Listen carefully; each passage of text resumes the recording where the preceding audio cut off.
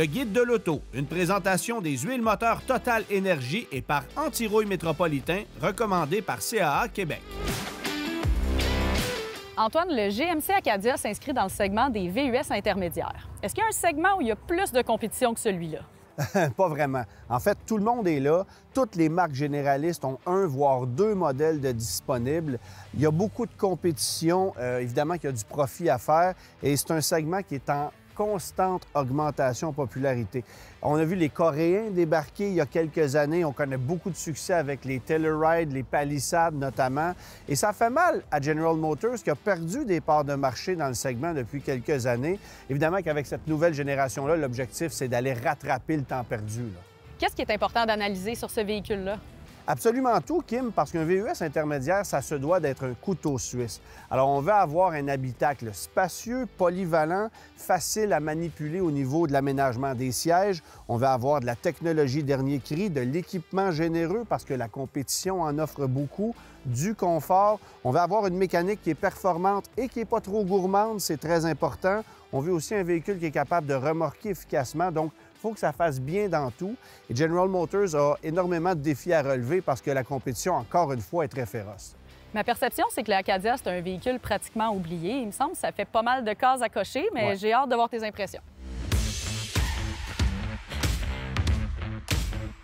Même les gens de GMC vont l'admettre, l'Acadia de seconde génération était un véhicule qui avait été un peu raté sur le plan stratégique. On avait réduit son format, peut-être pour ne pas rivaliser avec le Chevrolet Traverse, qui, lui, avait gardé sa taille initiale. Un véhicule qui avait été lancé en 2007, l'Acadia, on se souvient, dans un format qui était très généreux, qui était plus gros que la concurrence à l'époque, et ça avait connu beaucoup de succès. Mais la seconde génération n'a pas connu autant et c'est pour ça qu'on revient avec un format beaucoup plus intéressant, directement comparable avec celui du Traverse de nouvelle génération. Et sachez d'ailleurs que tous les commentaires que je vais faire par rapport au GMC Acadia s'appliquent aussi au Traverse, plus spécifiquement à la version Z71, qui est l'équivalent de l'Acadia AT4 que je conduis présentement. Alors, pour cette génération, empattement allongé de 214 mm, pas besoin de vous dire que le comportement routier n'a rien à voir avec le modèle de précédente génération. Plus confortable, plus solide au niveau structurel, une suspension qui est plus efficace aussi, autant dans les autres versions que dans cette version AT4 qui se veut plus aventurière. Mais on troque le moteur V6 pour un 4 cylindres turbo compressé. Une stratégie qu'on voit de plus en plus dans l'industrie. Les V6 tendent à disparaître. Sauf que le 4 cylindres qu'on a ici, bien qu'il soit plus puissant, plus généreux en couple et certainement plus efficace en remorquage que l'ancien V6, parce qu'on a droit à une capacité de 5000 livres contre 4000 dans le passé. C'est un moteur qui consomme autant, sinon plus, que l'ancien V6. Ça, c'est la grosse déception. La cote de consommation moyenne combinée pour l'ancien V6 de 3,6 litres était à 11 litres au 100. Elle est à 11,3 avec ce 4 cylindres. 9,9 sur route contre 9,2 avec l'ancien V6. Et lorsqu'on le fait travailler, ce 4 cylindres, la consommation grimpe en flèche. Alors, c'est vraiment la déception. Cependant, moi, dans des conditions optimales, j'ai roulé près de 1000 km pour obtenir une consommation moyenne enregistrée à 9,6 litres au 100. C'est rien d'exceptionnel, mais c'est un peu mieux que ce qu'annonce le constructeur, encore une fois, dans des conditions optimales. Mais essentiellement, dites-vous que vous allez rouler en moyenne combinée autour de 12 litres au 100 et l'hiver, ça sera pire que ça parce qu'évidemment, le 4 cylindres travaille davantage. Et c'est un moteur qui est surtout appréciable pour son couple et sa puissance initiale, mais pas nécessairement lorsqu'on appuie à fond parce que la sonorité du 4 cylindres, elle n'est certainement pas aussi intéressante que celle de l'ancien V6, qui avait une plus grande souplesse et qui était un moteur qui avait fait ses preuves et qui était très agréable à utiliser. Alors, c'est pas un moteur qui me convainc particulièrement et je vous dirais même que c'est le point faible de ce véhicule-ci, d'une part au niveau de sa sonorité, mais surtout pour sa consommation de carburant, qui est tout aussi décevante que celle des camionnettes intermédiaires Colorado Canyon qui exploitent un 4 cylindres de 2,7 litres, un moteur qui sert de base aux 4 cylindres qu'on va retrouver ici dans le GMC Acadia et dans le Chevrolet Traverse. Alors forcément que GMC a voulu faire de l'Acadia un véhicule bon à tout faire, ultra polyvalent. Ça peut accueillir jusqu'à 8 occupants lorsqu'on choisit la banquette pleine à la seconde rangée. Et il y a 2761 litres de volume cargo derrière les sièges avant. Ça en fait un des plus spacieux, des plus polyvalents de son segment, ça c'est évident. On améliore aussi le comportement routier de ce véhicule-là qui est beaucoup plus solide, qui est beaucoup plus rassurant que par le passé. Bonne suspension, direction qui est très précise, une caisse qu'on sent très rigide. Et il y a tous les systèmes d'assistance à la conduite qu'on vient ajouter sur ce véhicule-ci. Beaucoup d'améliorations à ce chapitre par rapport à l'ancienne génération, incluant évidemment le système Super Cruise de General Motors qui, lui, est évidemment optionnel. Maintenant, il faut aussi souligner qu'on améliore le système de rouage intégral de l'Acadia qui roule par défaut en mode 2 roues motrices. Il faut savoir qu'il faut sélectionner sur la planche de bord les 4 roues motrices pour que celle-ci s'engage. Alors, ça permet, dit-on, d'économiser un petit peu d'essence à la pompe, mais dans les faits, vous l'avez vu, ce n'est pas un moteur qui consomme moins que la moyenne. Cela étant dit, on sélectionne les 4 roues motrices et on peut même aller choisir une gamme basse avec un bouton qui, lui, est placé sur le volant. Avantage lorsqu'on a besoin de sortir hors des sentiers battus ou de remorquer. Ça peut être parfois très pratique. Et on a un différentiel arrière qui est plus performant que par le passé avec un vecteur de couple. Alors, un comportement routier qui se voit forcément amélioré par rapport à l'ancienne génération avec un confort qui, encore une fois, est optimisé dû au fait qu'on a un empattement beaucoup plus long que par le passé. Maintenant, il faut savoir que cette version AT4 a des aptitudes hors route un peu plus poussées que les autres modèles, surtout si vous comparez cette version-ci à un modèle Denali qui, lui, chose des pneus de 22 pouces. Ici, c'est tout à l'opposé. On a des roues de 18 pouces avec des pneus Goodyear Wrangler conçus pour la conduite hors route, avec des flancs qui sont un peu plus rigides. Alors, ça sera forcément un petit peu plus bruyant sur la route que les autres pneumatiques, mais ce n'est pas réellement un irritant.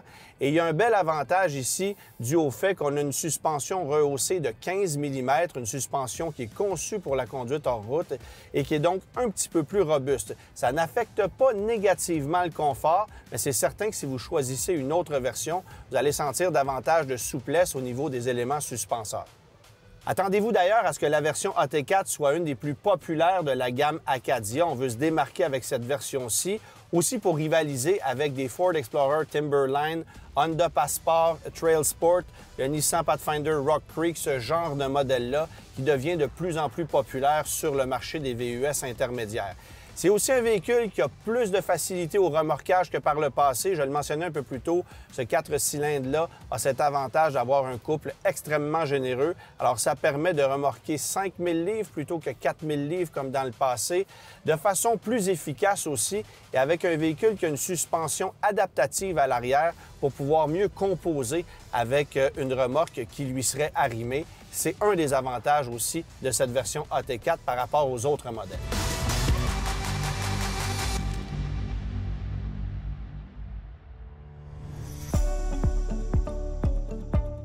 Renseignez-vous sur la portée de votre plan de garantie prolongée, notamment jusqu'où il couvre les réparations, que ce soit au Québec ou ailleurs en Amérique du Nord.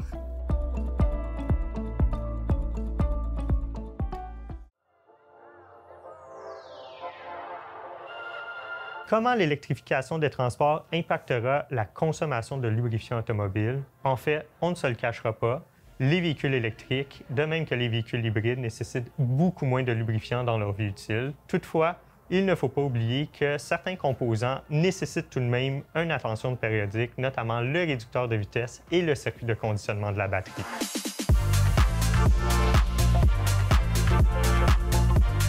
Mathieu, j'ai parcouru plus de 1000 km au volant de ce GMC Acadia AT4. Et quand tu parles d'un habitacle bien développé, bien pensé, je pense que ça, c'est un modèle en la matière, honnêtement. C'est drôle parce que d'un point de vue techno, en anglais, ils disent « king of nothing ». C'est-à-dire qu'il n'est pas excellent dans quelque chose en particulier, mais je trouve qu'il est bon dans tout ce qu'il a fait. Première des choses, encore l'écran. Ben oui, je vous parle encore de l'écran parce qu'il est notable. C'est un écran de 15 pouces à la verticale.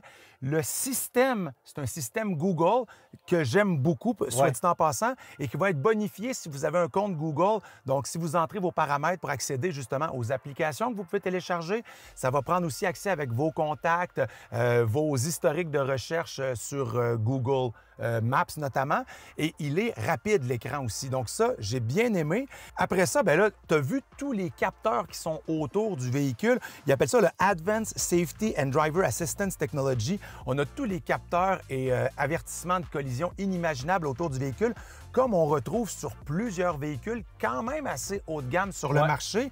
Et on a jusqu'à, tout dépendant des modèles, 9 caméras autour du véhicule. Si vous voulez tirer quelque chose, même chose, vous avez des paramètres qui vous permettent de faire certaines vérifications. On a même une liste de choses à penser avant de partir avec la remorque. Il y a de la technologie qui est absente et qui fait mon affaire. Ça a l'air bizarre, mais les bancs en arrière, là, c'est pas électrique. Ah, ça, là, pour vrai, c'est d'une manœuvrabilité extrêmement facile. Ça se manie en un tournement, là. Une poignée, tu replies le siège, tu te glisses à l'arrière et il y a de la place. Oui, parce qu'on pourrait motoriser ça de manière électronique. Puis là, mais là, c'est... Il y a des enfants, ouvre ça, ça passe, let's go, on redescend. C'est réglé. L'autre chose que j'aime bien, c'est le système Super Cruise. C'est un assistant à la conduite quand même assez évolué. C'est-à-dire que, encore faut-il qu'on soit sur des routes qui soient cartographiées. Et c'est ça le problème. Parce que, je te donne un exemple. Moi, je me suis rendu à Latuc. La 155, elle n'est pas cartographiée, donc tu ne peux pas l'utiliser. Ça ne veut pas dire que tu ne peux pas utiliser des assistants à la conduite, mais pour avoir la pleine saveur ou le plein potentiel du Super Cruise, il faut savoir qu'on a cartographié à peu près un petit peu moins de 650 000 km de route au Canada, surtout aux États-Unis.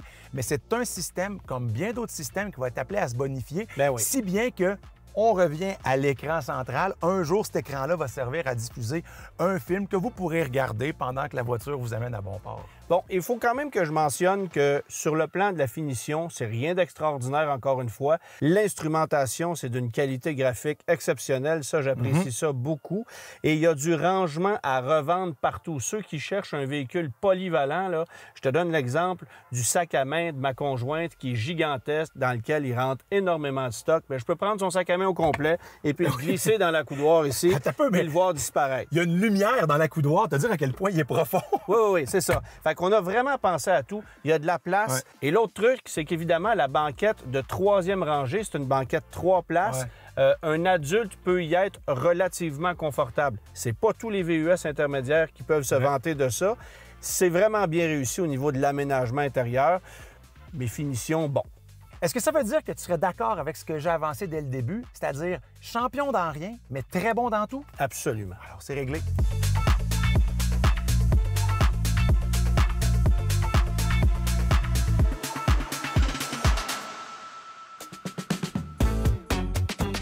Anti-rouille, est-ce une bonne idée? La rouille écourte la durée de vie utile d'un véhicule et réduit sa valeur. Un traitement anti-rouille est un bon investissement si vous voulez conserver votre véhicule longtemps. D'autres trucs peuvent aider, comme laver votre voiture souvent ou appliquer un scellant protecteur.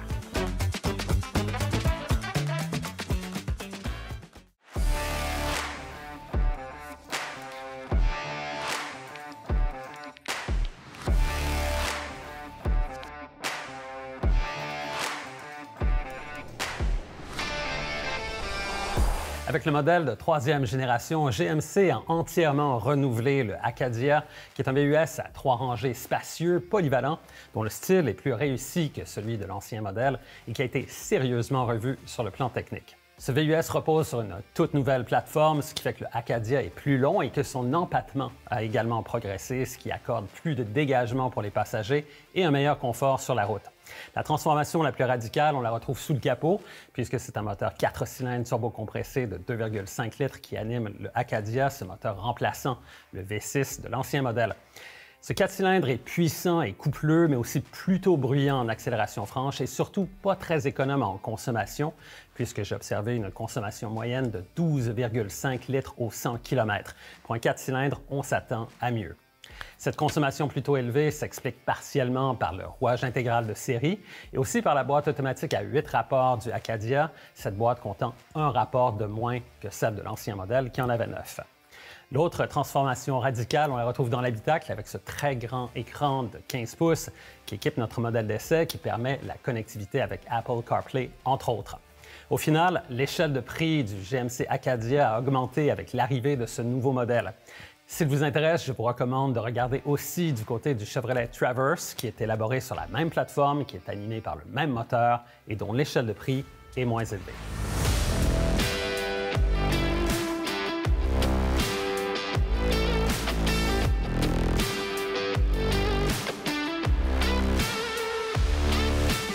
On s'entend que tout le monde est présent dans ce segment-là, puis la tendance est vraiment des ensembles hors route comme le AT4 qu'on a essayé. On l'appelle hors route, mais en fait, c'est plus de l'esthétique que d'autres choses. Bon.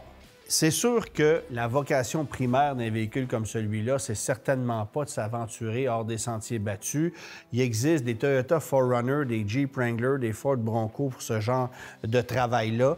Et ce n'est pas le mandat d'un GMC Acadia ou de tout ce qui existe chez la compétition. Et ça n'a pas empêché beaucoup de constructeurs de lancer une version à saveur plus aventurière pour donner l'impression aux consommateurs qu'ils sont un peu mieux armés pour aller justement s'aventurer ailleurs que sur l'asphalte. Alors, ça comprend des pneus hors route, des suspensions qui sont des fois un peu plus fermes ou un peu surélevées, des plaques de soubassement et souvent, c'est uniquement cosmétique. Mais pense au Kia Telluride X Pro, au Nissan Pathfinder Rock Creek. Volkswagen vient de lancer une version un peu plus aventurière de son Atlas. Il n'y a que Ford, en fait, qui a abandonné l'Explorer Timberline récemment. Ça ne semblait pas connaître de succès. Encore une fois, on a un Bronco chez Ford, alors ça explique peut-être ça. Mais chez GMC, on a lancé une version AT4 et j'ai vraiment l'impression que juste parce que ça look un peu plus, c'est celle qui va se vendre le plus. Ça va peut-être être la même chose du côté de chez Chevrolet avec le Traverse Z71, qui est un copier-coller. Bien, en parlant du Chevrolet Traverse, justement, dans le guide, Hugues nous parle de l'ingénierie des badges là, qui consiste à mettre un autre nom sur deux véhicules pratiquement identiques. Ouais. C'est pas un peu paresseux, il me semble?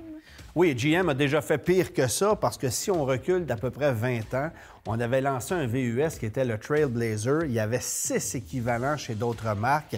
Alors, il y avait le GMC Envoy, le Buick Rainier, l'Oldsmobile Bravada, le Saab 97X. Il y en avait des modèles Isuzu Ascender aussi. C'était toute la même chose, mais avec des noms différents. Ici, au moins, on a fait l'effort d'avoir une carrosserie qui est complètement distincte de celle du Chevrolet Traverse, mais effectivement que sous la robe, c'est exactement la même chose.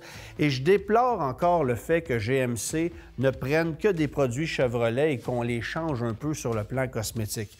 Le seul modèle qui est unique à GMC, c'est le Hummer. Sinon, c'est pratiquement du copier-coller de chez Chevrolet. Et ça, c'est un peu déplorable. Et surtout chez nous au Canada, où les deux produits se retrouvent chez un même concessionnaire. Parce qu'il faut comprendre qu'aux États-Unis, il y a des concessionnaires GMC et il y a des concessionnaires Chevrolet, mais ce n'est pas le cas chez nous au Canada.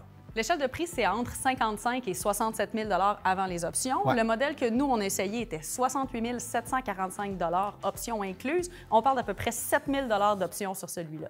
Oui, et c'est pas encore la version Denali, hein, parce qu'il existe un modèle plus luxueux que le modèle AT4. Mais ce qui a fait mal ici, c'est évidemment l'option du système Super Cruise, conduite semi-autonome qu'on peut obtenir en option. On en a parlé avec Mathieu. C'est un système qui est relativement efficace sur les routes cartographiées, et il n'y en a pas énormément, mais l'option à elle seule coûte 4 055 $. Alors, si tu considères le taux de financement, les taxes ajoutées à cette option de 4 055 $ sur un financement à 72 mois, par exemple, bien, c'est une option qui te coûte 75 $ par mois ou 5 400 $ au total. Et c'est absolument pas justifiable. Alors ça, c'est un non catégorique. Vous ne prenez pas cette option-là. Autrement, il y a quelques accessoires. Si vous voulez avoir le toit ouvrant panoramique, c'est 1 695 $. Ça, c'est correct. Mais le système Super Cruise, c'est beaucoup trop cher pour une technologie qui, de toute façon, va être appelée à évoluer au fil du temps.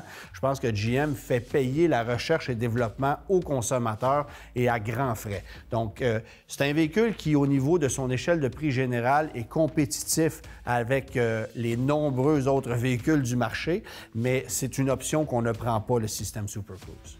Le nouveau format est super intéressant, surtout pour des gens comme moi qui ont une famille et qui ont besoin de pas mal d'espace, mais est-ce que ça va être suffisant pour mousser les ventes? Bien, c'est sûr qu'on va en vendre un peu plus parce que ça répond davantage aux besoins, aux désirs des acheteurs d'aujourd'hui qui veulent avoir un vrai VUS à 3 rangées, plus spacieux, plus polyvalent.